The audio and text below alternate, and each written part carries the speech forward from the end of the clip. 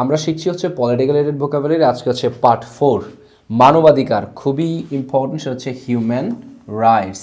Human rights মানবাধিকার। নিরাপত্তাকে আমরা বলতে পারি সিকিউরিটি। নিরাপত্তাকে সিকিউরিটি। যুদ্ধ ওয়ার, আমরা বলি না everything is fair in love and war, সব কিছুই ভালোবাসা এবং যুদ্ধে সব কিছু রাইট। ঋণ, ঋণ মানে লোন বলতে পারি। আরেকটা হচ্ছে ডেথ, ডেথ মানে হচ্ছে লোন। কর মানে হচ্ছে ট্যাক্স, ট্যাক্স। নীতিমালা, এটাকে আমরা পলিসি বলতে পারি। হ্যাঁ, যেহেতু নীতিমালা আছে এটাকে পলিসি না বলে পলিসিস, প্লুরাল ফর্মে লিখতে হবে আমাদেরকে, পলিসিস, একটা এস হবে, পলিসিস। শান্তি, শান্তিকে আমরা পিস বলতে পারি। সংহতি মানে ইউনিটি, অর্থাৎ একতাবদ্ধ হওয়া যেটা। বাজেটকে বাজেটই বলা হয়। দুর্নীতি খুবই সহজ, কারাপশান।